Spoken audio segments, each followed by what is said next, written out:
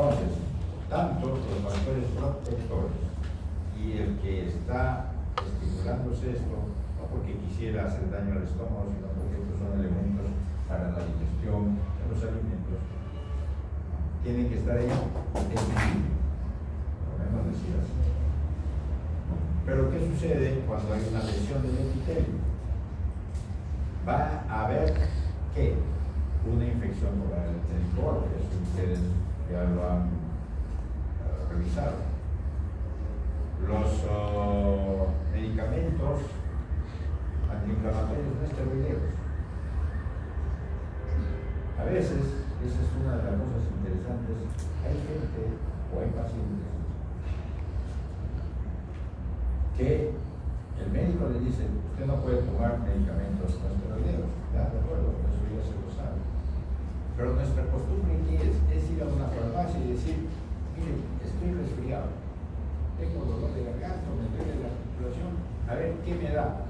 Y el farmacéutico, que no es nada más que un empleado de ahí, le da un esteroideo sin que se lo sepa, o sea, una esteroideo, sin que sepa el paciente y se lo da. Y va a tener problemas después en la mucosa gástrica y no sabe por qué. Ese es el problema que a veces tenemos en nuestra cultura. El tabaco, el alcohol, la hiperacidez gástrica. Esta famosa hiperacidez gástrica es interesante. Normalmente puede haber, pero en condiciones de estrés sí la hay. Mayormente aumento de la hiperacidez gástrica, pero se equilibra con estas factores protectores. Y el otro es el reflujo gastroduodenal, donde el esfínter del duodeno no está funcionando adecuadamente y la bilis va a pasar hacia el estómago. Eso va a producir daño. Por lo tanto, hay un aumento del daño con una menor cantidad de defensa corporal. Y si añadimos a eso, o sobrepasa todo esto a lo que es los factores protectores, si añadimos, por ejemplo, que hay una isquemia, que hay un shock o darle antiinflamatorios no esteroideos, va a aumentar la lesión a nivel de la mucosa gástrica. El evento final de eso es una úlcera. Simplemente es la consecuencia de todo lo que hemos dicho. Ahora, la gastritis. Ustedes saben de que los gastroenterólogos viven de la gastritis de las personas. Y uno se pregunta, ¿qué es una gastritis? Es un proceso inflamatorio, si decimos una gastritis crónica, es un proceso inflamatorio crónico del estómago. Pero si, por ejemplo, a ustedes, o en este momento yo no tengo problemas de la mucosa gástrica, ustedes, me imagino que la mayoría no tienen, pero uno debe tener.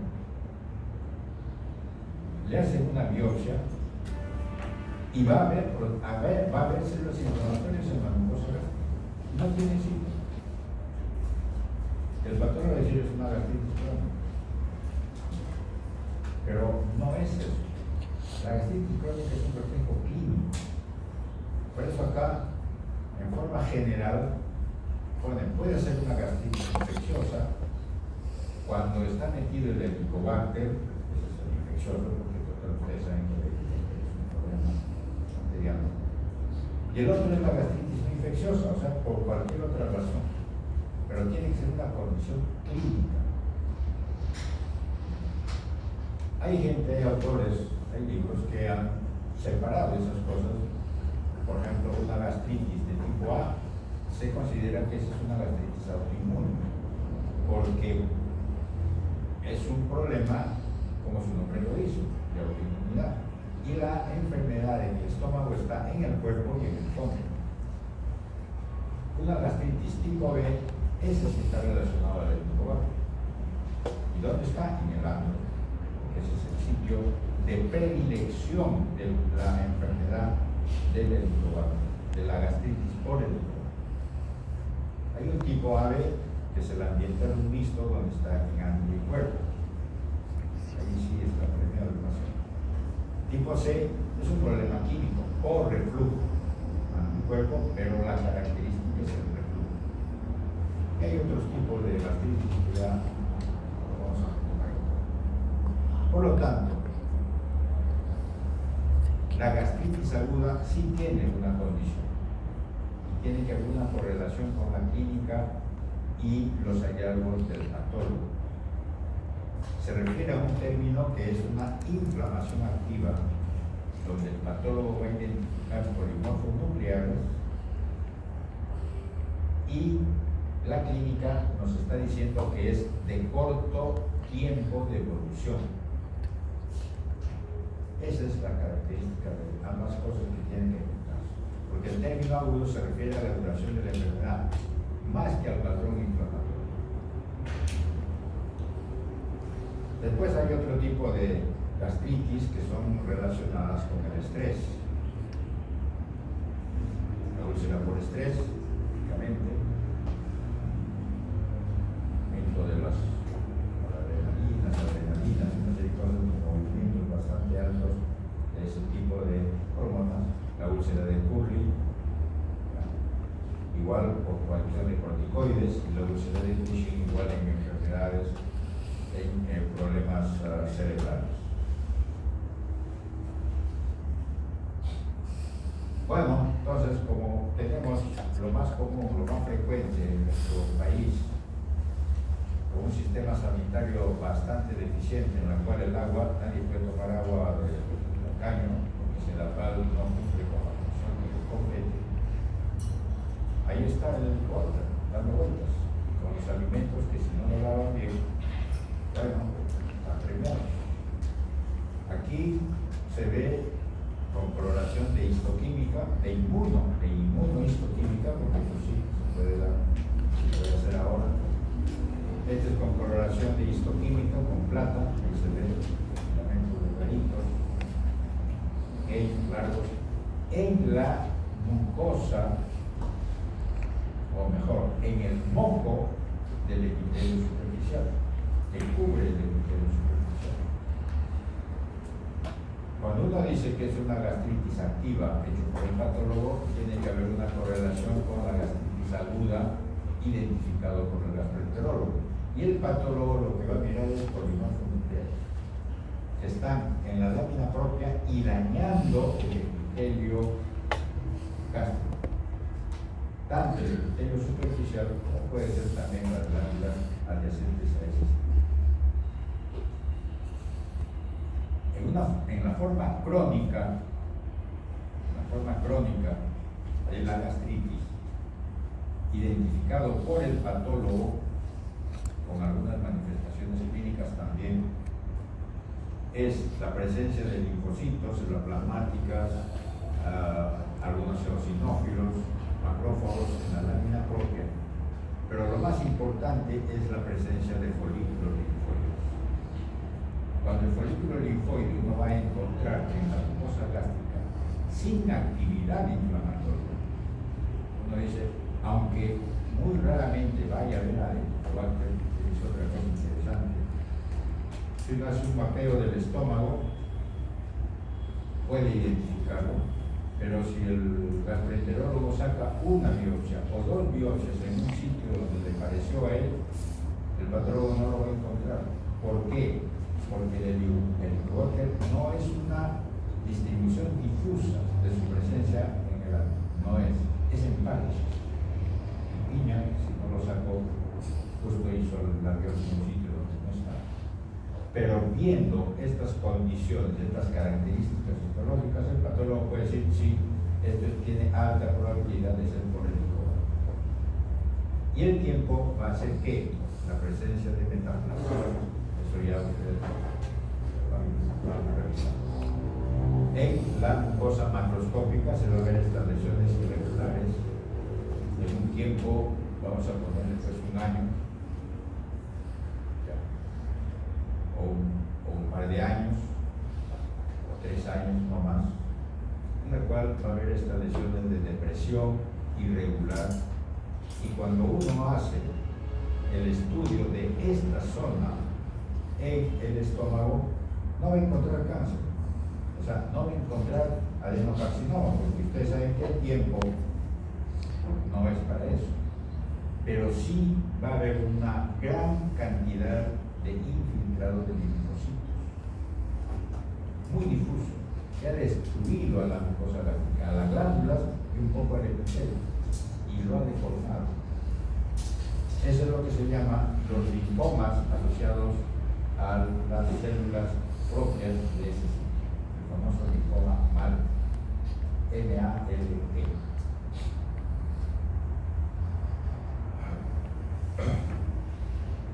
Bien, ahora, una de las cosas interesantes son las gastritis atróficas. En el país tenemos muchos pacientes que tienen gastritis atrófica. ¿Qué consiste eso? En que la mucosa se va a dañar, va a perder las glándulas, no pierde el epitelio, lo que se pierde son las glándulas, especialmente las del cuerpo y el fondo. Y es la mayoría de las veces por un problema de autoinmunidad. Daño difuso de la mucosa oxítica, productora de ácido, por lo tanto no va a haber acidez. Uno diría, bueno, estaría muy bien, pues no, total, si la acidez es un problema que puede causar úlcera, pero también es un problema serio porque eso produce como si fuera un caldo de cultivo de la mucosa gástrica para el helicobacter, donde va a haber cantidades de helicobacter. Y el otro, la deficiencia de la vitamina B12. Ustedes saben que el problema de la B12, ¿por qué? Porque no se está produciendo el factor estrígeno, que se produce en las células parietales. ¿Correcto? Entonces, va a producir eso es lo que se llama las anemias megaloblásticas. ¿Por qué? Porque hay una gastritis atrófica autoinmune. Después hay gastritis linfocíticas, es una variante no muy frecuente, pero hay. Y lo que sí es un poco más son las gastritis crónicas reactivas por agentes químicos. A usted le gusta el alcohol en cantidades. Hay gente que toma, dice que alcohol hasta de 90 grados, eso sí es una cosa, pero lo hace, van a producirse una gastritis de tipo. Después están las gastritis granulomatosas, porque hay una lámina para que usted lo vea, y lo que antes dijimos de las esofatitis eosinofílicas, puede haber también gastritis eosinofílica. Es lo que más se ve a nivel de los niños. En los niños, 10 años, 8 años, 12 años se puede identificar.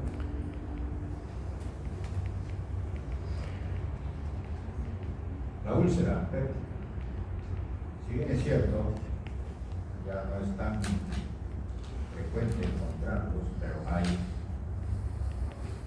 Típicamente es una úlcera péptica y se refiere a una lesión tanto en el estómago como en el duodeno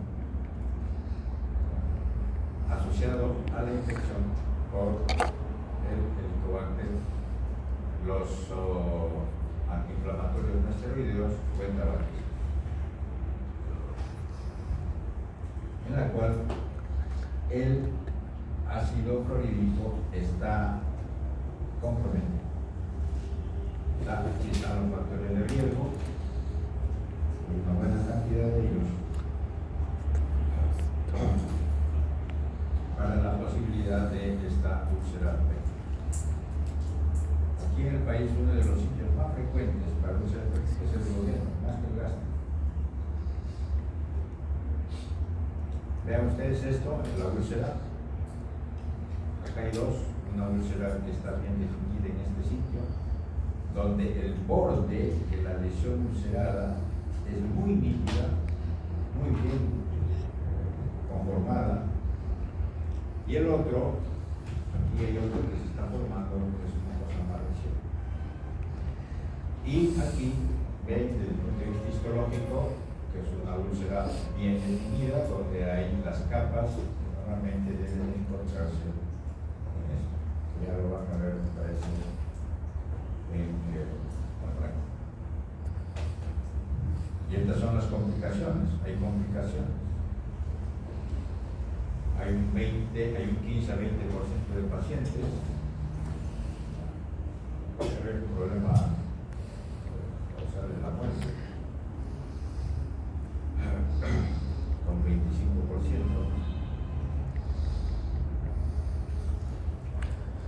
Y todo relacionado al sangrado. Puede haber perforaciones. Las perforaciones suceden, es menos frecuente que los sangrados, pero ahí hay. Y el otro es las obstrucciones. La obstrucción se va a ver muchísimo más en qué? En úlceras pépticas crónicas. ¿Por qué? Porque ahí va a haber la cicatrización. Cuando hay cicatrización, ¿qué sucede? Fibrosis. Y la fibrosis produce engrosamiento de la pared y disminución de la luz, de tal modo que no va a dejar pasar los alimentos normalmente. Ahí está, en esto.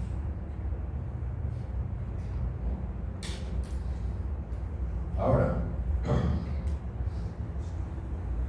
vamos a hacer esto para tratar de identificar lo que se llaman los pólipos gástricos. No lo vamos a hacer individual porque si no nos lo pasaríamos más de 3 o 4 clases solamente como pólipos gástricos. Estos dos primeros, el Mennetrier, que no es frecuente, pero hay el síndrome de Zollinger-Ellison, es menos frecuente. Ambos están tanto en el cuerpo como en el fondo.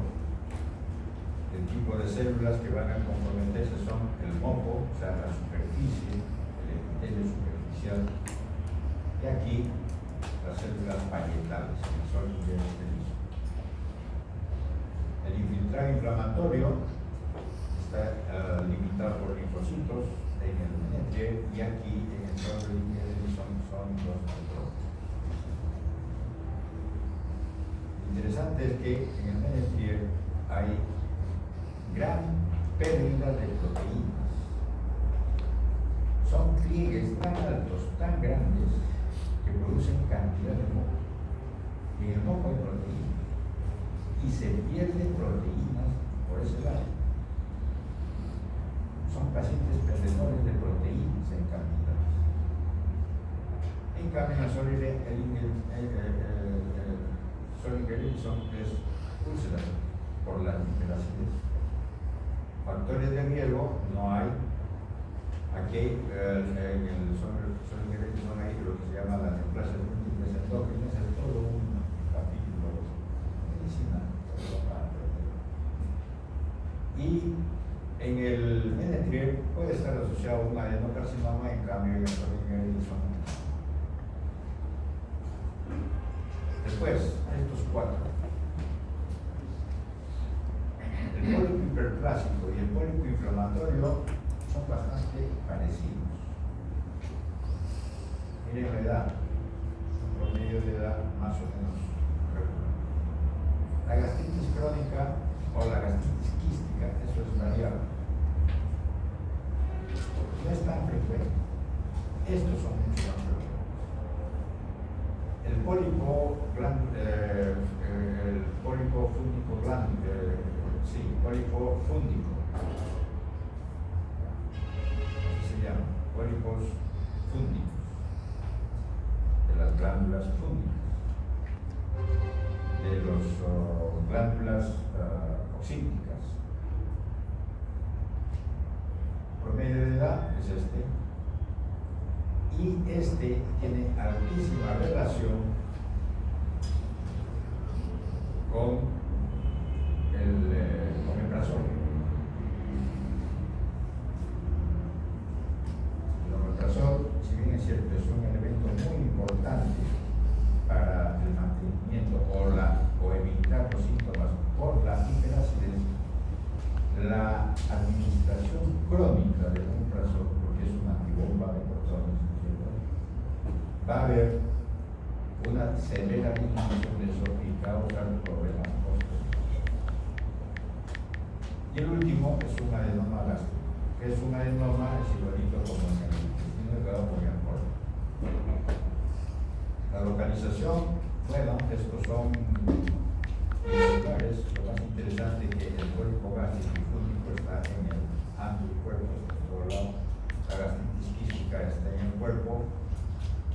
El cólico gástrico fúngico o de las glándulas fúngicas están en el cuerpo, o sea, donde están las células parietales y las principales.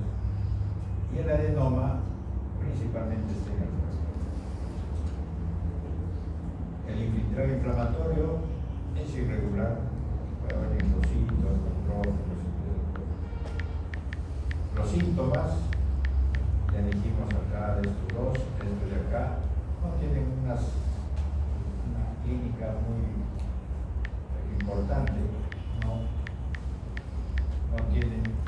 Lo que sí es interesante es en los cólicos hiperplásicos e inflamatorios, los síntomas están íntimamente relacionados a la gastritis crónica.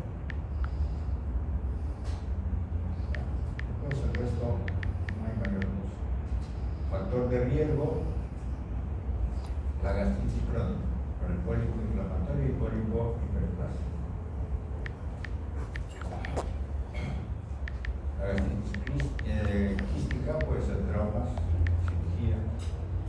Y aquí la gastritis de la glándula fúngica puede ser por un cólico familiar o por la inhibición de los bomba de protones.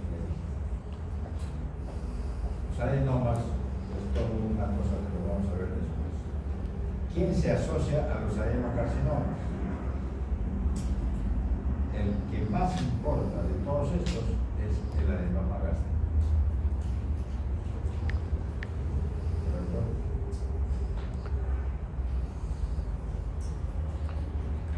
Le dijimos que estos son los cólicos gástricos, que vamos a verlo tan igual, más o menos parecido a lo que se ve en el cólico. Lo único nomás que se diferencia de esto es el páncreas heterotópico. Antes ya dijimos, puede encontrar entropía del páncreas en la pared gástrica, que a veces dan como si fueran cólicos.